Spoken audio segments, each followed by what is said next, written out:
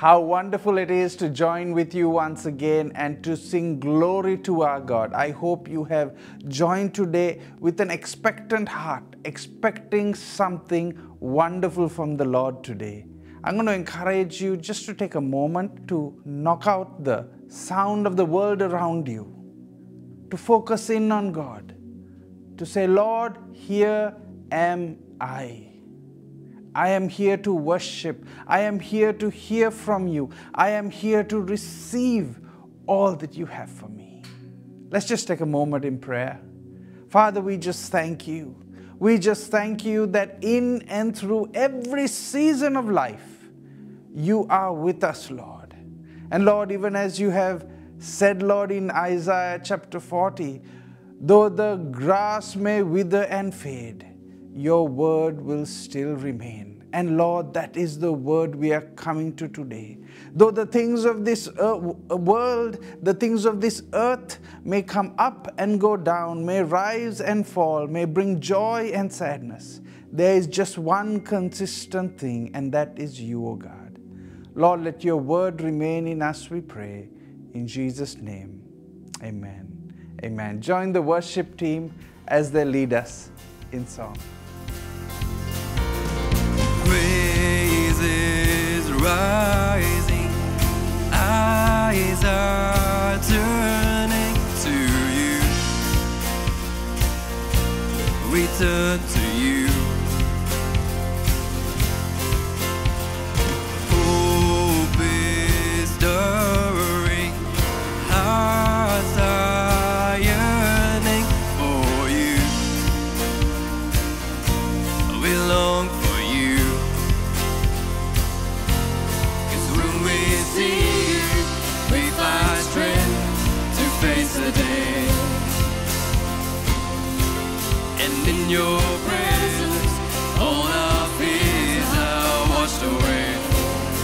Washed away. Hosanna, Hosanna. You are the God who saves us. You're worthy of all our praises. Hear the sound of hearts returning to you. We turn to you. We turn to you. In your kingdom, broken lives are made new. In your kingdom, broken lives are made new. You make us new. 'Cause when we see you, we find strength to face the day. And in your presence, all our fears are washed away.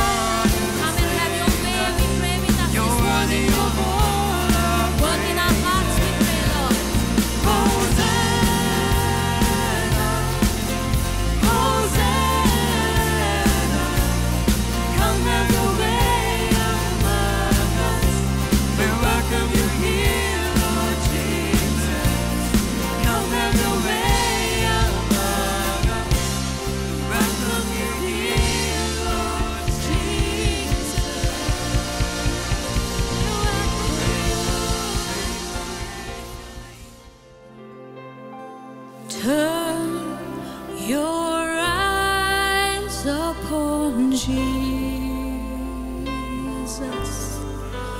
Look full in His wonderful face, and the things of this earth will grow strangely dim in the light of His glory and grace.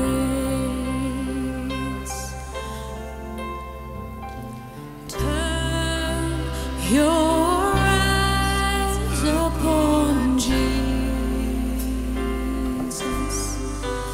Look full in His wonderful face, and the things of this earth, and the things of this earth will grow strangely dim in the light of His glory and grace. Even as the musicians just continue to play softly, can we just focus our eyes on Jesus this morning? Can we tell Him that nothing else matters but you and you alone? Can we ask that we encounter Him this morning, encounter Him afresh, so that when we leave this place, we will never be the same? Everything else that we hold dear, Jesus, we leave it aside this morning. We turn our eyes to you, my God.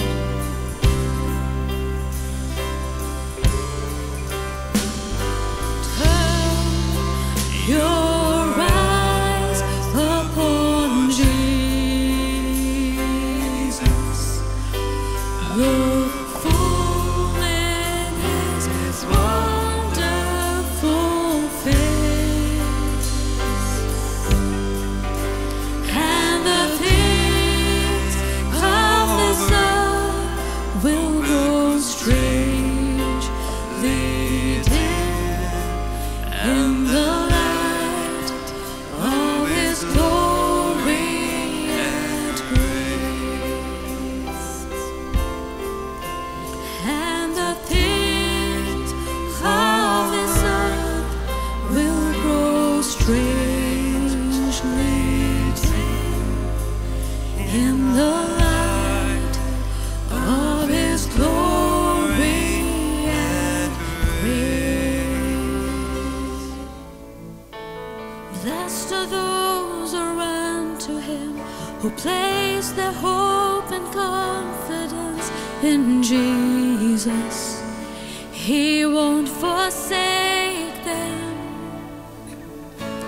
Blessed are those who seek His face, who bend their knee and fix their gaze on Jesus. They won't be shaken. Come on and praise. Come on and praise the Lord with me. Sing if you love His name. Come on and lift your voice with me. He's worthy of all our praise. Blessed are those who walk with Him.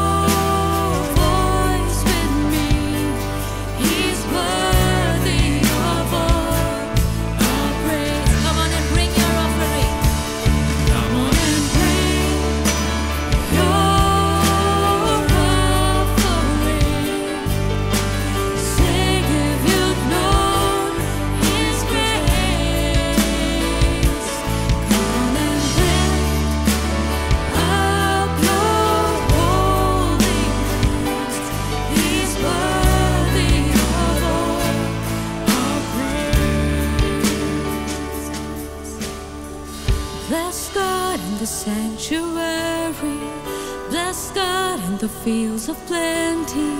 Bless God in the darkest valley. Every chance I get, I'll bless your name. Bless God when my hands are empty. Bless God with the praise that costs me. Bless God when nobody's watching. Every chance I get, I'll bless God when the weapons forming. Weapons forming. Bless God when the walls are falling.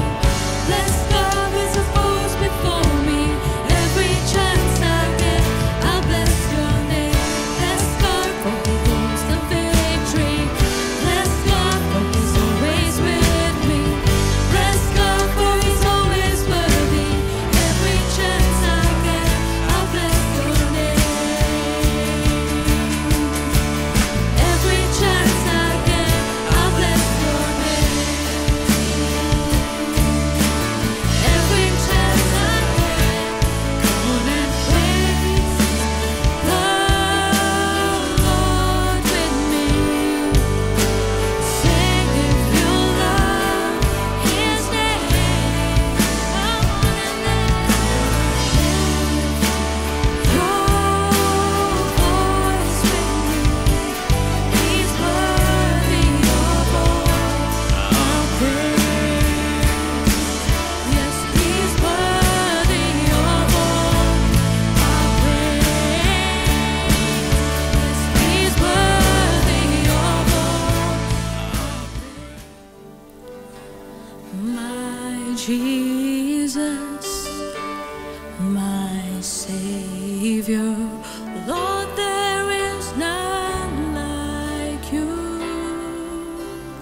All of my days, I want to praise the wonders of your mighty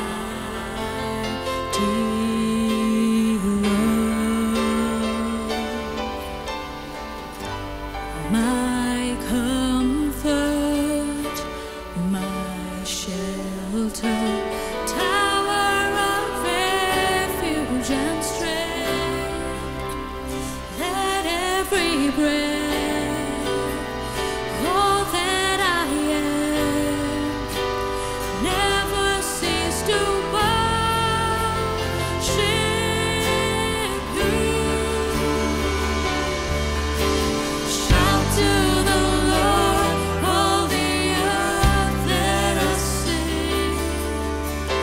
Power and majesty, praise to the King. Mountains bow down and the seas will roar at the sound of your name. I'll sing for joy at the work of your hands. Forever I'll love you, forever I'll stand. Nothing compares to the promise I have in you.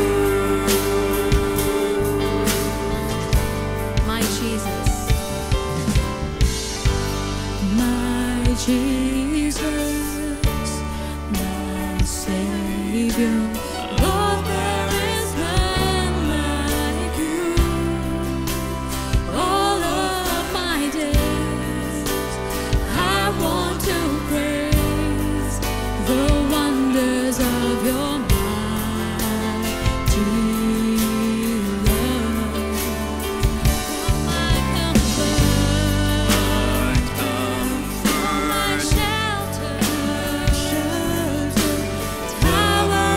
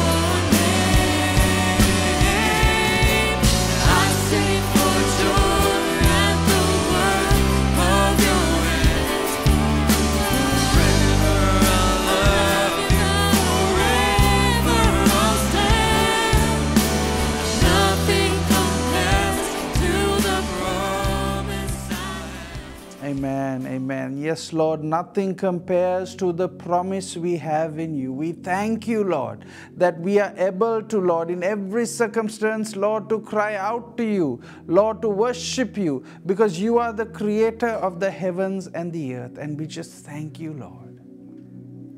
Amen. Amen.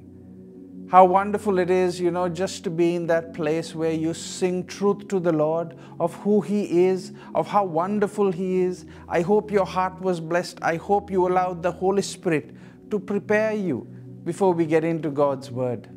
While we're talking about God's Word, I just want to highlight and remind you once again, we're in a season where we want to take these next 5 years to go through every verse of the Bible together.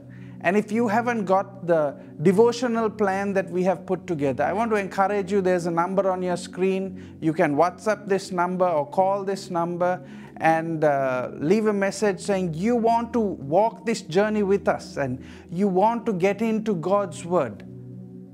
There will be someone on the other end of the line to assist you and to give you a book from us that will guide you in what we are going to read together over the next 5 years. Let's get into God's Word. Pastor Abby is here, ready to lead us as God has directed her. It is indeed a privilege to bring you God's Word today. I'm actually preaching at this service after quite a long time. As many of you know, my family has been through a very traumatic season. Life has not been easy. And when tragedy strikes us, it can be very hard to find the strength to go on. It can be very hard to keep trusting God, especially when your faith and your circumstances don't align. In this season, I have battled with God. I have got angry at God. I have also clung to God like never before. And my faith, my family, and my friends help me to stand before you today, bringing you His Word. So would you join me as we pray? Father, this morning, I want to thank you for the word that you have deposited in my heart. Lord, I pray that even as I share it, it would go forth with power. Lord, it will touch each and every son and daughter, and that what you have ordained will come to pass. Lord, let not your word return to you void. May it be followed by signs and wonders as your word is preached. In Jesus' mighty name I ask. Amen. Amen. As I pondered on what to speak, I was reminded of today's scripture, which has really helped me in this difficult season. It teaches us invaluable lessons as Christians. My message today is titled, Run with Endurance, and it's based on Hebrews chapter 12, verses 1 to 2. Now, when we talk about running, a funny story comes to mind. I'm reminded of my school days. Now, looking at me now, you won't know it, but I used to be a long-distance runner. I was the school champion for 1,500 meters, and I got a chance to represent my school at the provincial athletics meet. As you can see, that was a very long time ago. But that event taught me invaluable lessons for life. I remember that the meet was at Prince of Wales College in Moratuwa, and it was a big meet, unlike the school sports meet which I was used to. Many different schools were taking part, and I remember that I was very nervous. So I told a teammate of mine to stand at the finish line and to give me a signal when it was the last lap so I could give it my all. Now, when we practiced at school, we used to run 3 laps of 500 meters each. The race started off, everything was going well, I comfortably got into the lead, and I maintained the lead. My friends signaled that it was the last lap, so I began to take off, and I started coming close to what I thought was the finish line. But then an official shouted out to me and said, "You have another lap to go." What happened? The meet was following international standards. So a lap was only 400 meters, which meant that I had to do 3 3/4 laps to complete 1,500 meters. Obviously, halfway through, I ran out of steam. The first girl passed me, the second girl passed me, the third girl passed me, and I ended up being 4th in that race. Now, why am I telling you this embarrassing story?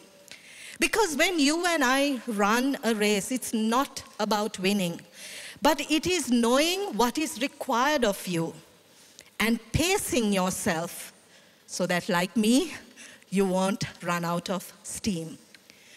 As Christians, God has called each of us to run the race of life. And in this race of life, sometimes it gets really hard.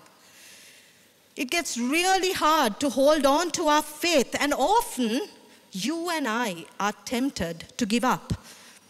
I must admit, in the recent past, if you're close to me, you know the many challenges I've faced, especially over the last 2 or 3 months. It's been one of those seasons. And I must admit that I have been tempted to give up. And the book of Hebrews was written to a group of confessing Christians who were tempted to ditch their faith in Jesus due to the persecution that they were facing. And they wanted to return to the relatively safe haven of traditional Judaism.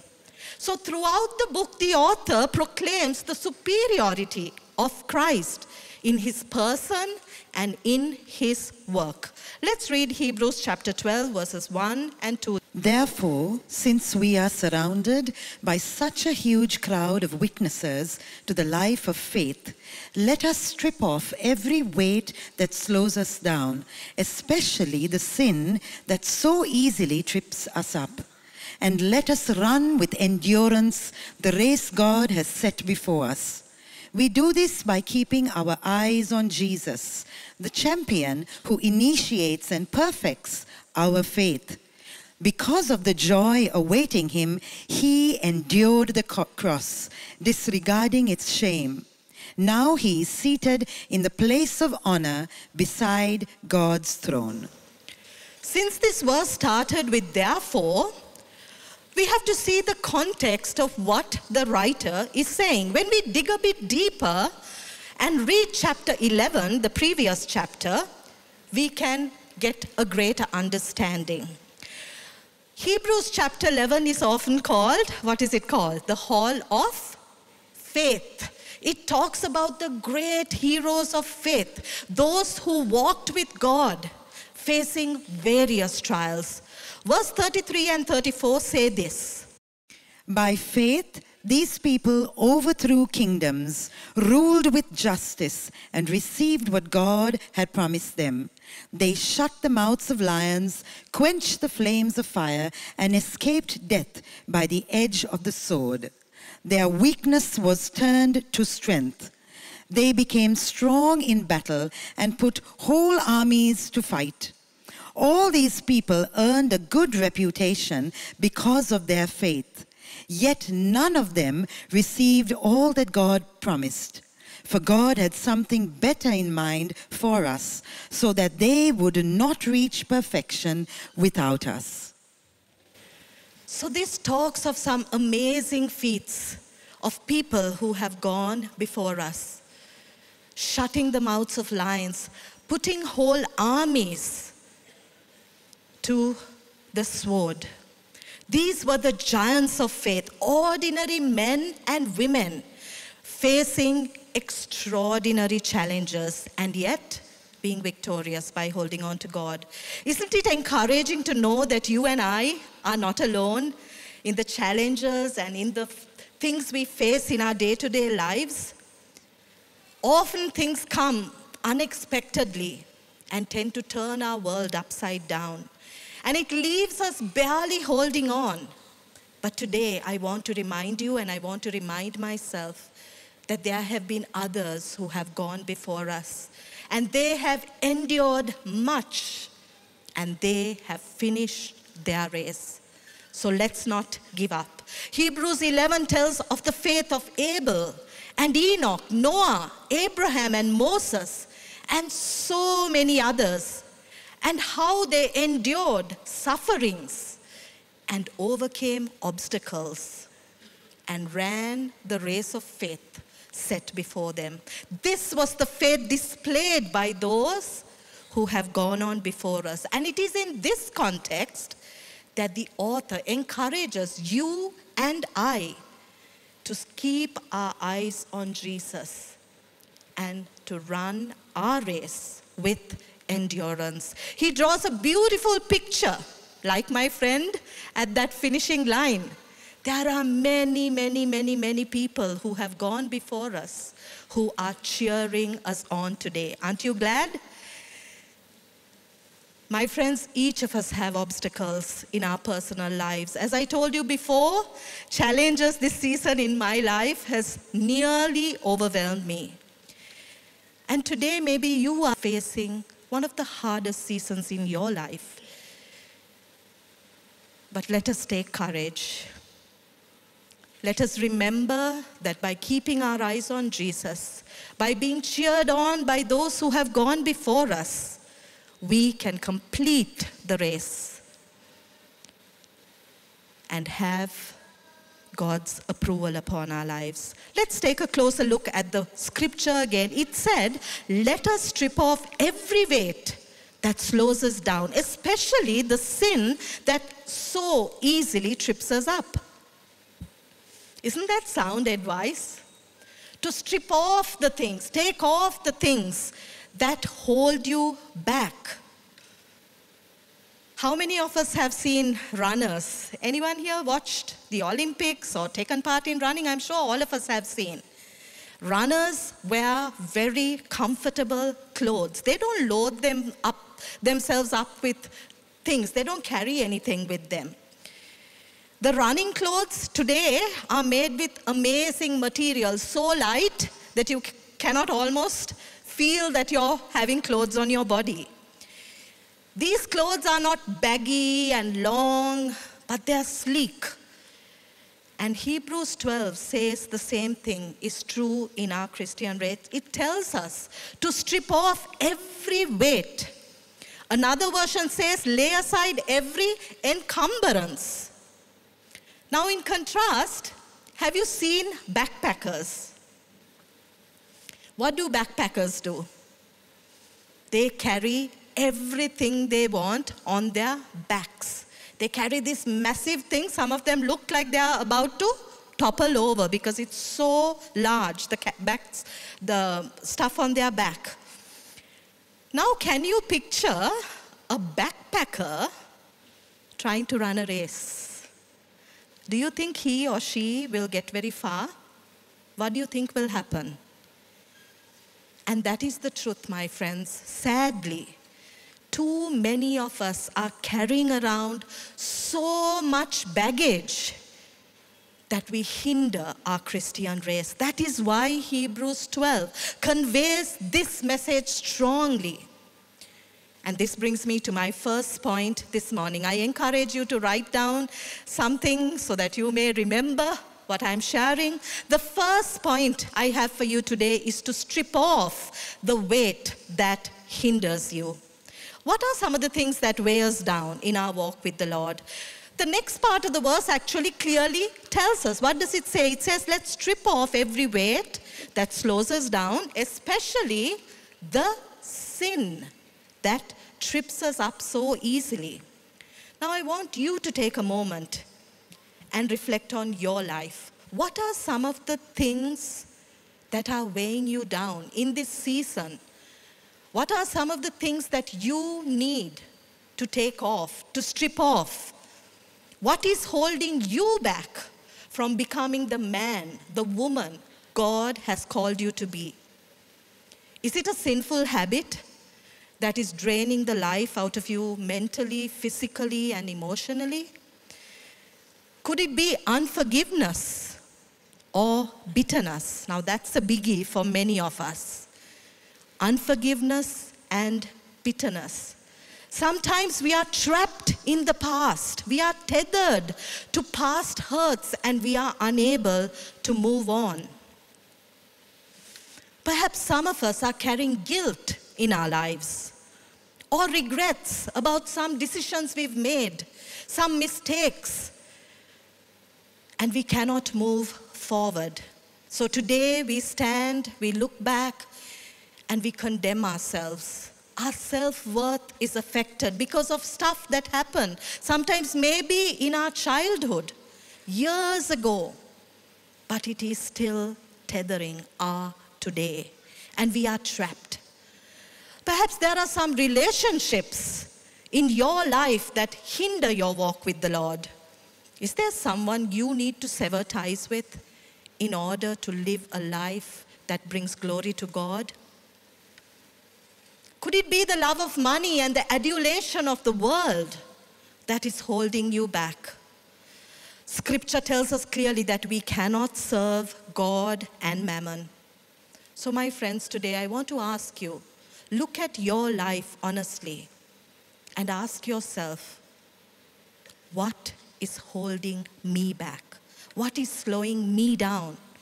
It may be one of the things I mentioned, or it may be none of those things.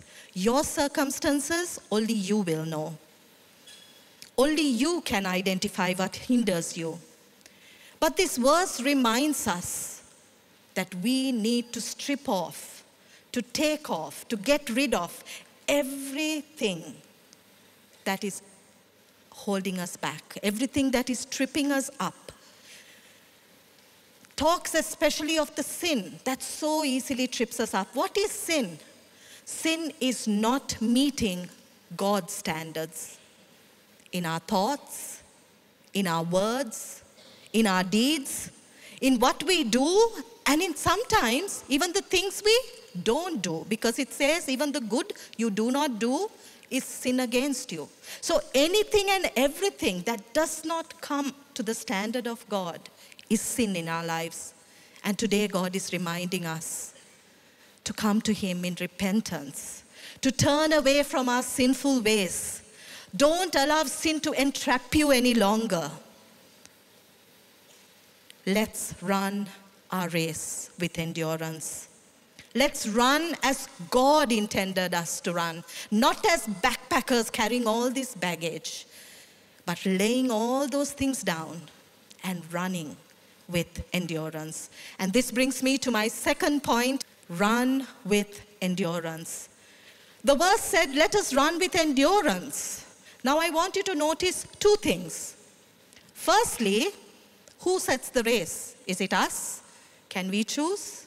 No. It is God who sets the race of life before us. And we are expected to run that particular race with endurance. Today seems to be a day where I'm sharing all sorts of stories about myself. But I find that it is powerful when you have lived and you have learned and you have experienced God. It's powerful. So when I think of endurance, it reminds me of a very dark time in my own life. The year 2017, I was trying to finish off my degree at Colombo Theological Seminary. I was in the middle of writing my thesis. I was juggling ministry, running a house, caring for 4 children, and I was also working part-time at Back to the Bible. And obviously, I was stretching myself too thin. There were many warning signs, but I never noticed them. I kept pushing myself. My husband very fondly says that when I want something done, I have blinkers. So I only have my goal before me, and I just keep plodding on. So many signs were coming up to tell me, Abby, you need to slow down. But I ignored them all because I kept pushing myself to do the best I could in every area of my life. I graduated with honors from CTS, but sadly, 1 month later, I burnt out. I had to take a break from full-time ministry, and something Pastor Dishan told me has stuck with me throughout my life. When Ramesh and I went to tell him what I was going through and to explain the situation, he immediately told me, I'm going to take you off all your church commitments. He told me, Abby, you are not here for the 100-meter dash. You are here for the long run. You need to get better mentally, physically, and emotionally before you can do what God has called you to do. I remember chatting to Pastor Chriso, and he told me, Abby, you're looking a bit different. What's going on? And I told him about my meltdowns.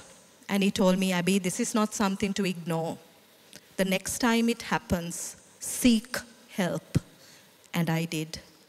I'm so glad that I had mentors who could speak into my life, who could tell me, even when I didn't realize what was going on, they could advise me.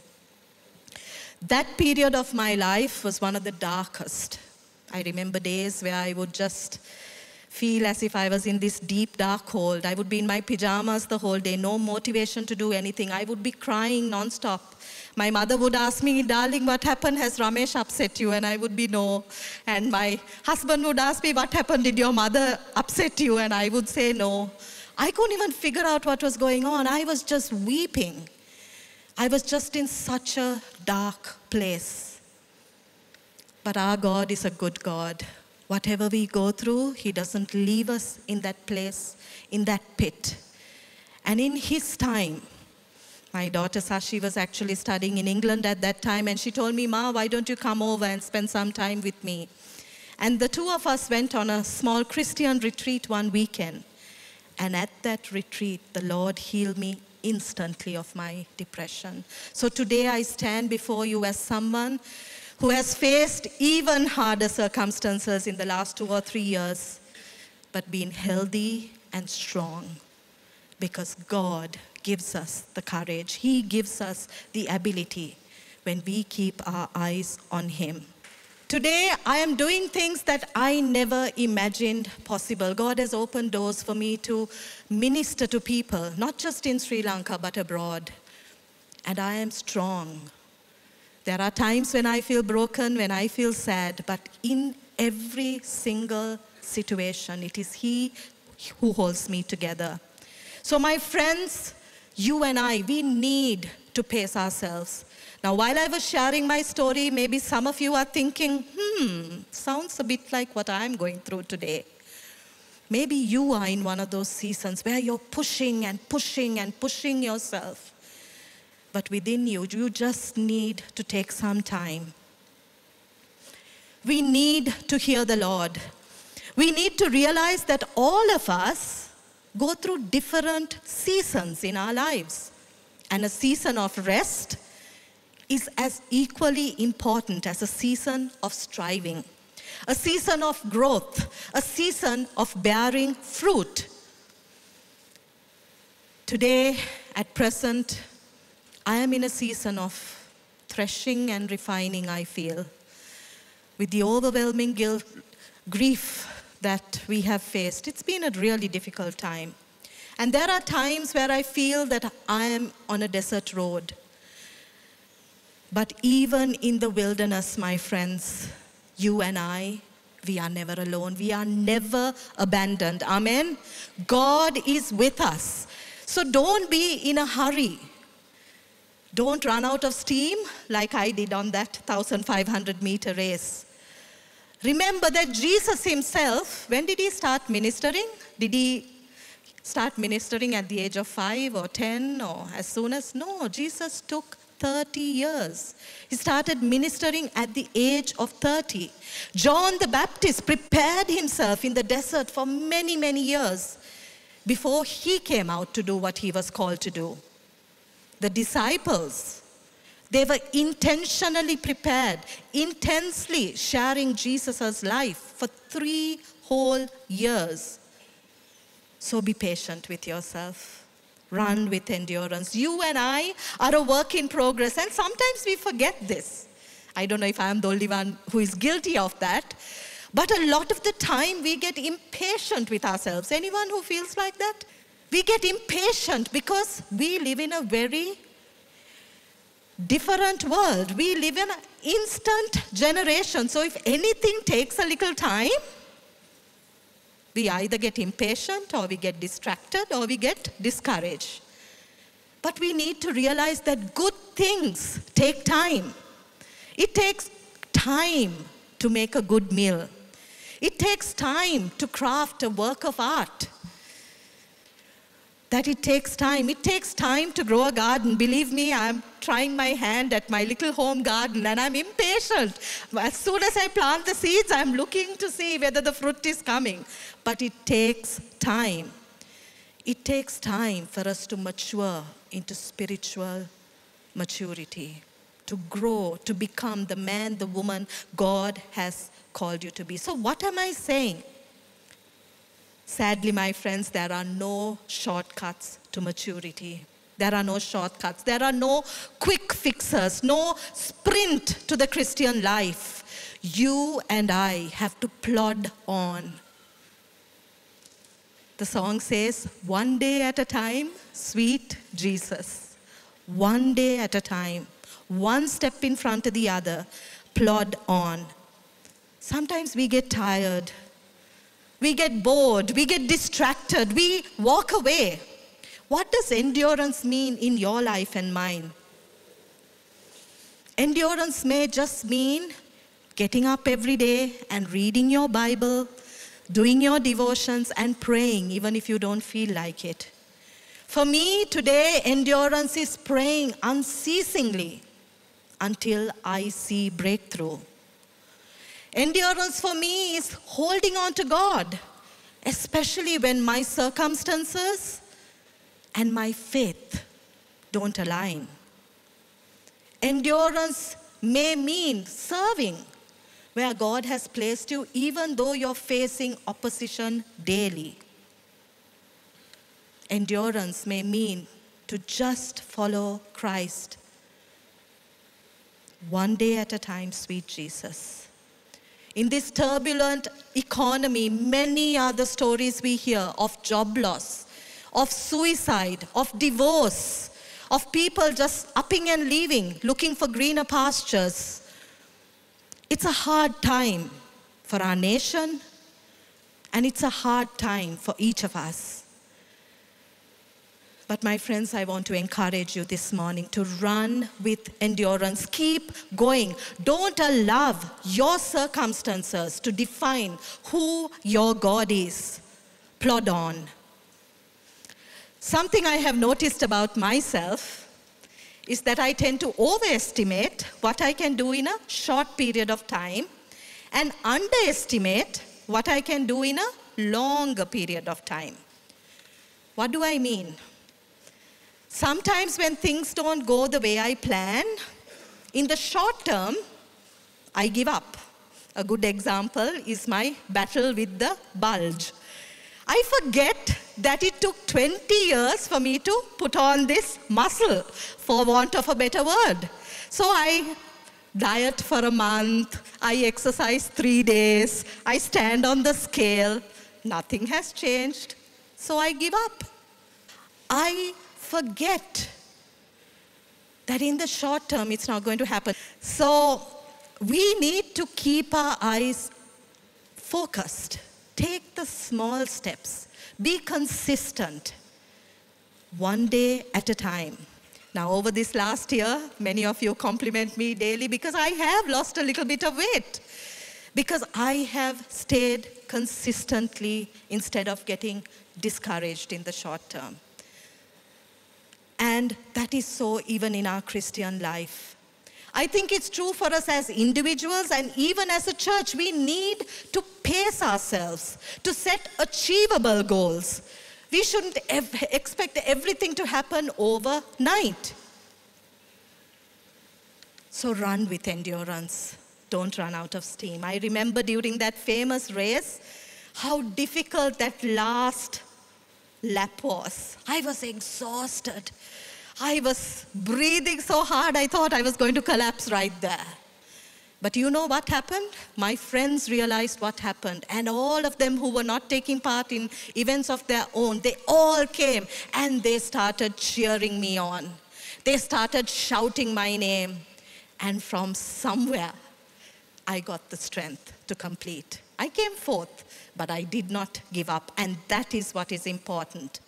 Let's not try to get ahead of ourselves, but take one step at a time. The future sometimes seems bleak, but I want to encourage you. Don't think about next month and next year. What does the scripture tell us? Enough today is the trouble for today. So don't worry about tomorrow, but live today to the fullest. Be present. Take one step at a time. And this brings me to my third point. Run the race which is set before you. I know that this is a minor point, but I think it's an important one, because sometimes some of us get tempted to look at the people around us and wish that we were running their race. We look and we think, oh, if I was like this person or that person, their life seems to be so easy. But I want to encourage you that you have a unique race. You have been placed by God in this nation, in your family, in your neighborhood for such a time as this. And what you can do with your life, I cannot do. So run your race. Commit to running your race and completing your race. We each have a different race. Yours is not mine. Mine is not yours.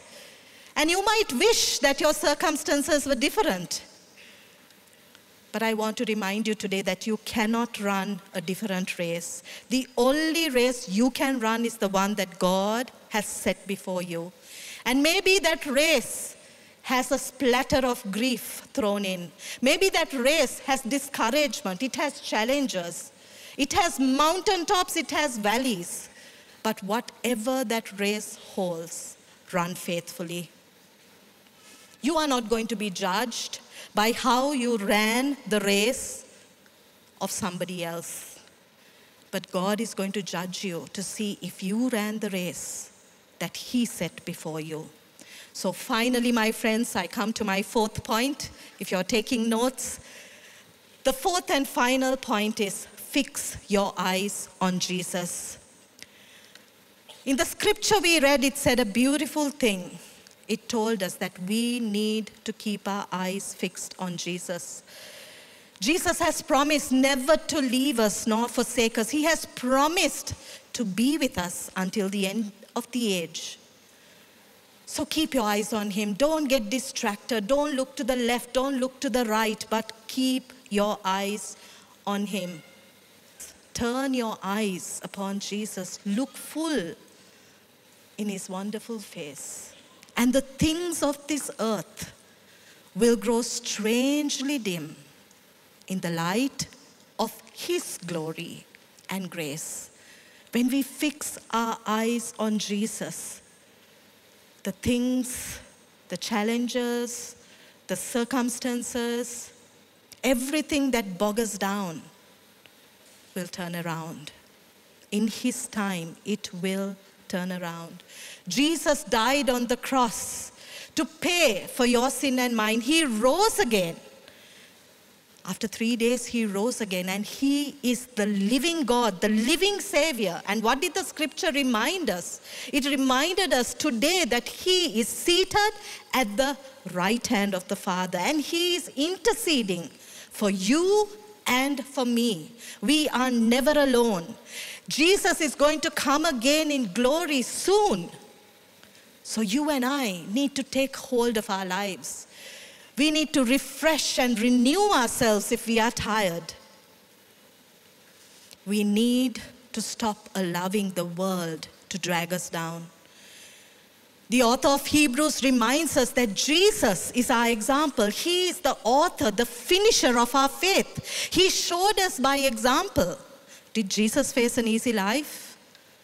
You and I know what happened in the Garden of Gethsemane. He had his moments. What did He do? His soul, it says, was in anguish. And as He prayed, He said, Father, if you can, take this cup away from me. But not my will, but yours be done. Jesus didn't give up. He didn't walk away. He walked to the cross knowing that he was going to lay down his life. He endured the cross because he knew that glory was waiting. And today he is seated in that place of glory. So what are you and I facing, my friends? What are we facing in our lives? What are the challenges that are coming against us? Don't allow sin to entangle you. Will you throw off every encumbrance? Everything. As I told you, only you will know what hinders you. And today, will you choose to turn your eyes upon Jesus? Let's remember that we are not alone. And let that spur us on. So just to recap, firstly, strip off the weight that hinders you. Secondly, run with endurance. Number 3, run the race which is set before you. And finally, fix your eyes on Jesus. Fix your eyes on Jesus. Would you take a moment to respond this morning to this word? Just take a moment, close your eyes, bow your head. Remain in an attitude of prayer. Examine your life. What do you need to put right before God? What do you need to take off so that you finish strong, that you don't run out of steam, that you don't give up? Is there something blocking your sight of Jesus? Will you take a moment and release it to God this morning? Maybe you have backslidden and you need to come in repentance before the Lord this morning. Do that. Even in the hardest of seasons, let us remember that our God is in control. Let us remember that He is sovereign over all. He is the God of the valleys and He is the God of the mountains, and He is the God of everything in between. He's all powerful. When all foundations have been shaken, when I'm left standing in the dark, and all I feel is my heart breaking, you still reign and you're still God. And when it feels all hope has faded, the heavy questions hit so hard, and though my soul may feel forsaken, you still reign and you're still God. Though I can't see what's before me, I know that I can trust your heart, and this one truth will be my story. You still reign and you're still God. I will declare that you are with me. The voices whisper that you're not. You'll never leave me nor forsake me, 'cause you still reign and you're still God. Though I can't see what's before me, I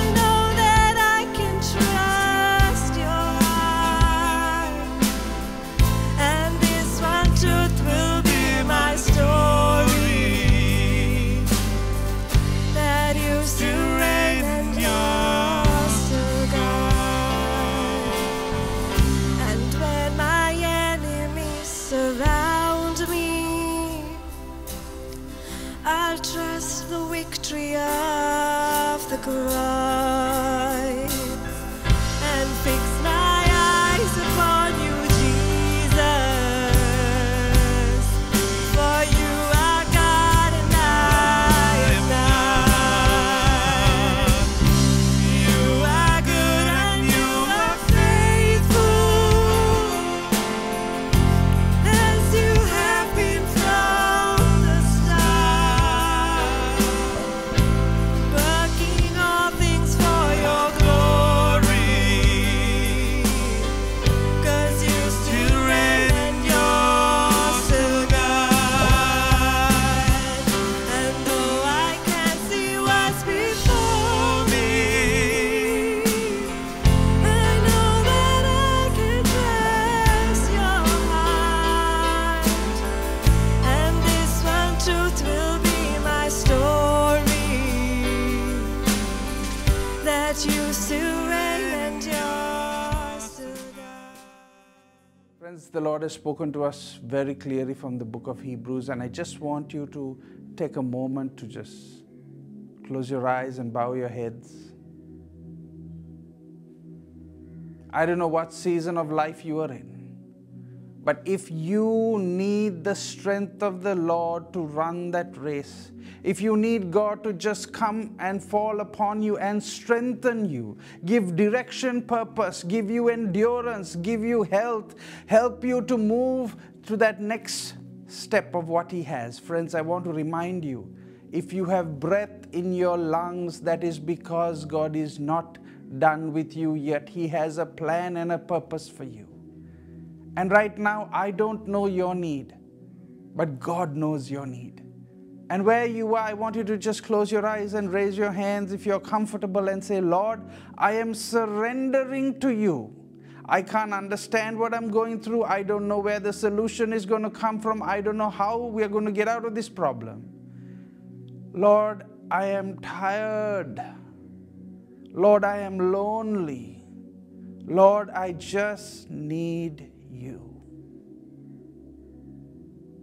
Father, I pray for my brother and sister. Lord, you see their heart, you see their everyday, you see their struggle, you see every problem that they have come through, oh God. Lord, you see every time people have failed them, Lord. You see every time they have been broken-hearted, Lord. Lord, you see every word, Lord, that has discouraged, Lord, every report that has caused even more strife, Lord. But Lord, let them run with that joy that can only come from you, that strength that can only come from you, Lord. Lord, I pray that your purposes be instilled, oh God. Lord, do what man cannot do. Do what you created us for. In our lives, we just stand in surrender, Father, because only you can do these things. Let us not be passive observers, but let us actively take part in what you want us to do. Lord, let us have fulfillment in our lives, oh God, to know that every breath is not wasted. Let us not just waste away, but let us thrive in what you have. In Jesus' precious name. Amen. Amen. What a blessing it has been to be here with you today, to hear God's word, to worship with you together. And I know next week when we gather again, God is going to do even greater things in your life and mine. I just ask you one thing. Take the joy of what God has blessed you with today and go into this week and tell at least one person who your God is. God bless you.